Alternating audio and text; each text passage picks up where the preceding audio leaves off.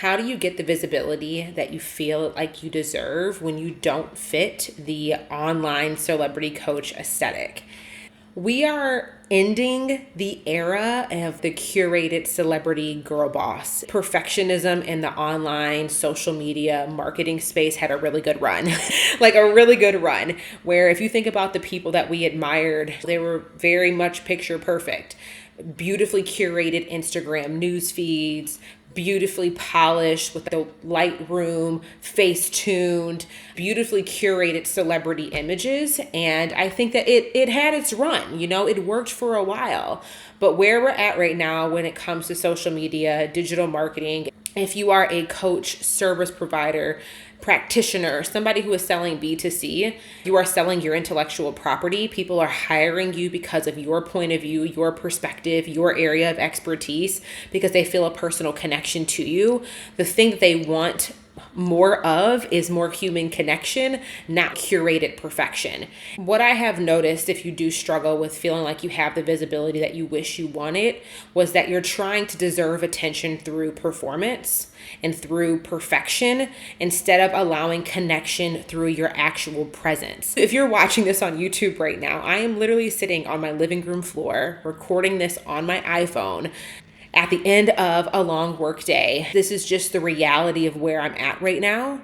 And I think that we need more of this. Our audiences and our consumers are wanting more real authenticness. And it's versus like craving your perfection or craving your intellect. Like, yes, your audience wants to learn from you, but they want to connect with you first.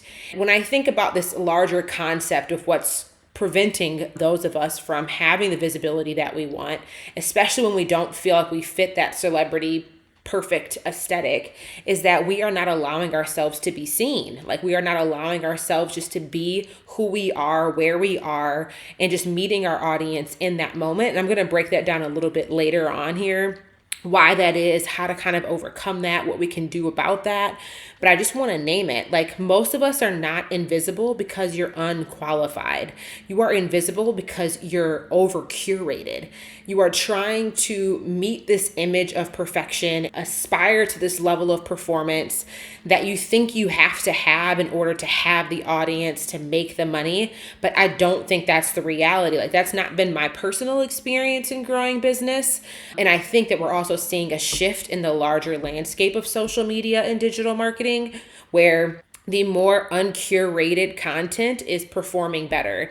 The raw, off the cuff, you recording while you're in your car, the unfiltered, the unpolished, that is performing better. People are resonating with it deeper and they are buying from it quicker. Yes, there needs to be a level of trust and respect that is established, but a lot of that trust is built through these human connection touch points, and this being bred and infused into your overall marketing. You can't want to have more visibility if you're not allowing yourself to be seen. Why and what is preventing you from allowing yourself to be seen online? The audience that you have is shaped by what you've been willing to show, what versions of you you've been willing to allow others to see. I'm going to say that again. The audience you have right now is shaped by what you've been willing to show. So if you feel as if you have this disconnect with your audience, they never really engage, they're very quiet and don't respond, you're not really getting DM conversations, they never reply to your emails, maybe you have open rates that have started to decline, I want you to ask yourself, when did you stop allowing yourself to be seen? What guards and walls of perfection or performance have you put up? When did you start doing that? And around that time, did you also start to notice a lack of growth in that engagement, in the quality of those conversations, in your visibility, in your reach? Or maybe you've never started. Maybe you've been able to rely on referrals, rely on purely your intellect and the relationships you have with others to get you to this stage of business, which is great. But now you're like, how do I grow beyond this plateau? I've been kind of plateaued here. How do I build beyond that? Building beyond that requires you to be willing to show up, be seen, and show your face and share your perspective and do that work. How can you say you want more visibility, but you have not allowed yourself to be seen? And what I mean by being seen is that we need to stop curating and focus on connection. And you do this a couple of different ways, through storytelling, through showing your face on your feed, in your stories, on YouTube, on whatever your platform of choice is, sharing your actual voice. Many of us have started overly relying on ChatGPT and AI to write for us because we're trying to say the right thing versus saying what we actually feel, know, and believe. We're trying to get the shortcut to connection. You know, when you're reading an email or you're reading a caption or you're reading some carousel, and you know when it's been written by AI. How does that feel when you're consuming that? It is like an immediate turnoff. Not only do you disengage with the content, you lose respect for the creator. You lose trust with the creator. When it comes to creating that connection and allowing yourself to be seen, sharing your voice means you knowing what your perspective is, you having a point of view, and you being willing to articulate it and vocalize it. Now, when it comes to that, I want us to also follow that up with this question of what do you need to let go of in order to allow yourself to show up and be seen? Because I think a lot of us know what we need to do to be seen, but then it's like there is this barrier of how do I allow myself to do that, or what is preventing me from doing that? And there are some things I think that we need to be willing to let go of in order to get the visibility that we deserve and all of that. One is control, ego, managing public perception, trying to avoid criticism or judgment. That is the discomfort that you have to be willing to hold in order to become more visible. And I think that a lot of us, when it comes to especially managing public perception, this is something that I have personally feel like I've been having to navigate this past year, because I've spent the last 8 or 9 years or so building a public perception online and curating that perception. I was very much anchored to one program promise, kind of one area of expertise. People kind of knew me for one thing. And I can just say from personal experience, it is very humbling to come back, to start and allow myself to be a beginner again, to lead with a different story. I don't want to say I'm like relearning social media, but it is, and it's not even like a reinvention of self, but it is allowing myself to evolve and bringing my audience along with me. It is very humbling. And I think it's also very scary. I noticed so much resistance and a lot of self-protection mechanisms that I was trying to put in place to protect my public image or to protect the public perception of how others viewed me based off of how they kind of know me. But allowing them to see me try something new for the first time in a very long time, allowing myself to be publicly seen as a beginner again and doing things differently, which is true for me. I took a year off. I had a full sabbatical. I got divorced. I got remarried. I'm pregnant now. I'm about to enter motherhood. I totally restructured my business model with motherhood in mind. I've gone through a lot of grief. I lost my father. Like, a lot happened over the past 2 years. And that meant I had to sit with myself in regards to what am I allowing myself to show and who am I showing up as. And one thing that really stuck out to me during this process is that I was trying to protect myself by being only one version of myself online. And that's kind of, when we think about this conversation, I think especially if you kind of already have a public image and you've kind of already curated that to some degree, or maybe you're brand new and trying to figure out what your public image is supposed to be, and you're mimicking all these other people, but you're losing yourself in the process of trying to mirror others, is what are you trying to protect yourself from? What I learned personally is that the part that connected the most is when I was allowing myself to be exposed.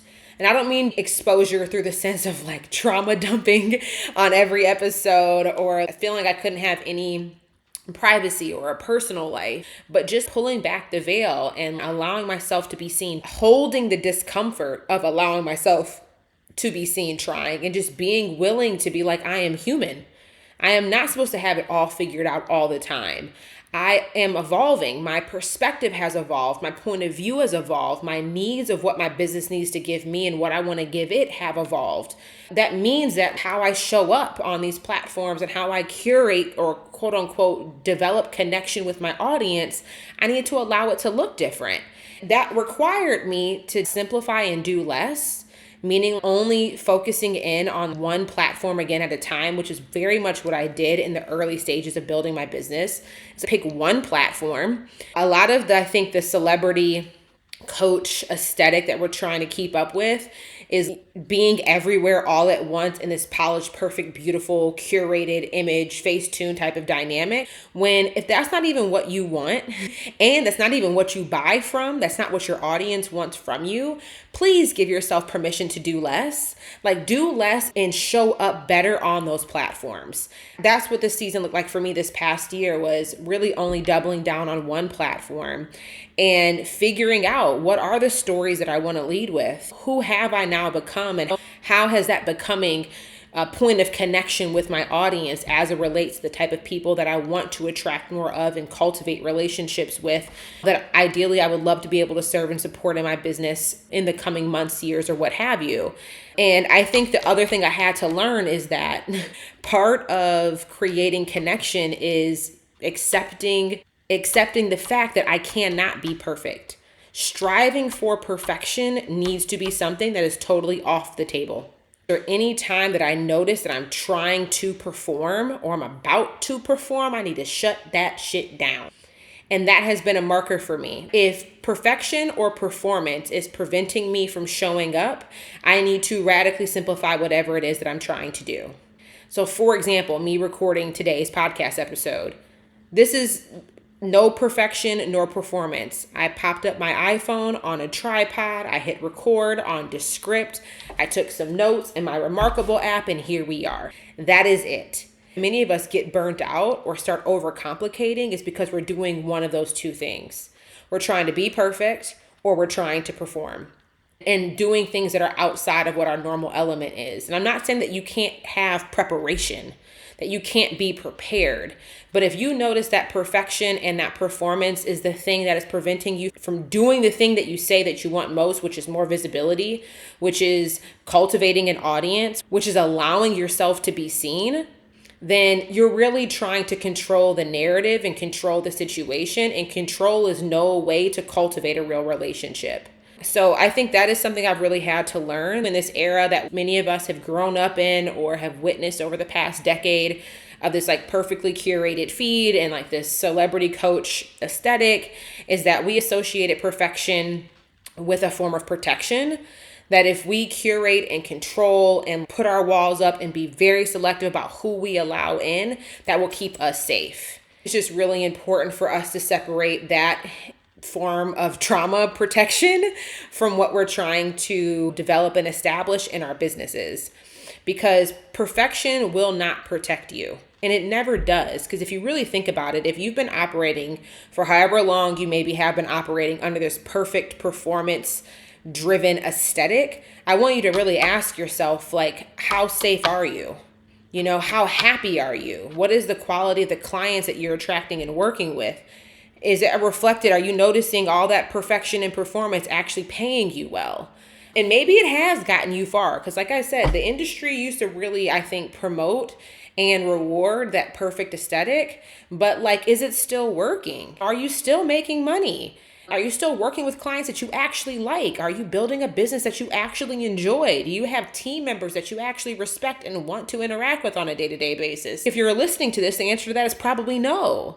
So it's like being perfect and like doing this performative act. It's like, okay, you're doing it, but at what cost? Because perfection does not protect you. And even if it gives you like that outward, I'm managing my public perception and people think that I'm really successful, if you're not happy at the end of the day, if you are not satisfied and joyful of the work that you're doing, if you do not feel like you're functioning in your calling that God has placed on your life, baby, it don't matter how many quote unquote likes you get on Instagram. And quite honestly, they probably have decreased because the algorithm, I don't even think is really even rewarding that anymore from what I've seen and what I've noticed with clients. Is like, it's not even doing the thing that you think that all that control is going to reward you for. Perfection will shrink you. It will dim your light. It will silence your voice. It will stall and stunt your growth. More of us not only need to be one to like recognize that performance and that perfection is a trauma response, but also recognize that it's not actually contributing to helping us bear the fruit that we say we desire. It is not allowing us to function and operate in obedience to what we've been called for. Like control and perfection and performance is literally like the opposite of faith and surrendering and being obedient to whatever it is that we're meant to show up and do.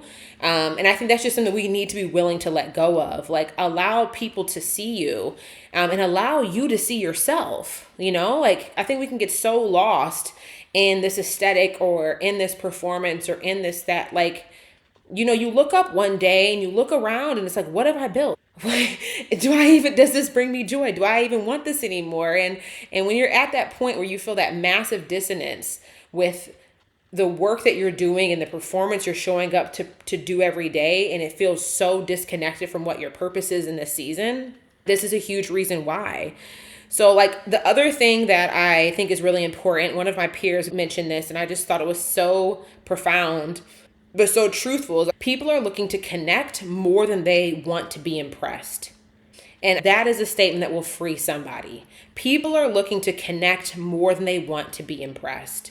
And again, as we think about this in relation to the coaching industry or the service provider, or you as a practitioner, people are engaging with you in a close proximity relationship. They're buying your coaching program because they want help trying to change something in their life. They're hiring you to provide a service because they need help and are trying to bring to fruition something they've been called to do. I truly do believe that hiring and working with other people is an act of blessings coming to pass, and it's an act of like spiritual alignment, because when I am functioning as a consumer in alignment with what my purpose is and what I feel like I'm supposed to show up and do in this world, and then another person crosses my path that allows me to help me accelerate that or to help bring that vision to fruition, that is a prayer being asked and a blessing coming to pass when we hire each other and work together. So when I think about that at even a spiritual level, that connection is so vital to that divine moment. That connection is so vital to that prayer being answered, to that purpose coming to fruition. And I don't need to be impressed by you. I want to feel like I can actually relate to you and connect with you. So stop trying to win over people through perfection. And whatever audience you feel like you maybe even have built through performance and through perfection, that is the exact audience you need to abandon and let go of. It is a-okay to recognize that the audience that you have may not be the audience that goes with you on the rest of this journey. We need to let them go. And I think that even the concept of, if this isn't even like a legit audience, maybe it's not a platform or an account that you need to shut down or recalibrate, but maybe it's just like whatever idea or the story that you are making up in your mind about who it is that you're supposed to be working with, if it is also requiring you to get out of character, to start hiding, shrinking, showing up as somebody that you are not, abandon that audience. Abandon that concept that that's the type of audience you need in order to build the business that you want to build. Because there are billions of people on this earth. We need to trust and have faith that the ones that are meant for us to serve and support will show up. Because if you're listening to this, and if you're even like me, it's not like you need millions of people in your audience in order to achieve the goals that you have. I work with maybe 30, 50 clients a year. When I was at the peak of my business, I was working with about 100 clients a year. Honey, I have full trust and belief to know that there are 100 people in this world that will align and with who I am, like at my essence. Who I am without the performance, who I am without my perfection, who I am at my human level. And I think that's something that more of us need to believe. And I invite you into believing there's enough people in this world to satisfy whatever your purpose and your calling is. And for you to have the accomplishments, the goals, make the money, create the impact that you deeply desire. The last thing I want to make sure that we talk about, because when I mention this title of how to get the visibility you deserve, I want to talk about that word deserve, because I think when we think about what we deserve, I think a lot of us will initially think about our credentials. We'll think about how smart we are. We will think about how much we know and what we are capable of doing, which is all valid. But when it comes to visibility in this social media, digital marketing, messaging game, You don't get what you deserve. It's really like less about, man, I feel like I deserve this versus what is the attention that I'm willing to earn. And part of earning attention is really based on how willing you are to be seen for who you are. Deservedness is rooted in doing versus earning attention is rooted in who you are being and what version of your human being self you allow others to see publicly online versus how hard you are working and how much you are doing privately behind the scenes through your credentials, through your education, through how much you are researching and studying and delivering. Your audience, again, wants to learn, but they want to relate first. So when I think about, again, this human being versus human doing, you are a human being first. And that connection, cultivating that connection, allowing yourself to be seen, showing your face, sharing your voice. I will keep saying that over and over and over again because many people listening to this, you listening to this right now, if you were to go look on whatever platform it is that you prioritize, when is the last time you fully showed up as yourself? And maybe not even fully showed up, but just showed up as yourself. Where if I were to go to your account right now, whatever platform of choice it is, I can see your face, hear your voice, hear your perspective and point of view. When is the last time you've done that? Not AI, not you delegating something to your team to curate for you. When is the last time you've done that? What is your consistency around that? What type of habits do you have around that? And that is the thing. The audience that you have is shaped by what you've been willing to show. We need to get over this idea that I deserve the visibility. You might have put in the work to make you qualified and eligible for the visibility. Okay? But that eligibility, not the same thing as earned attention. We need to stop striving for attention in a sense of getting validated.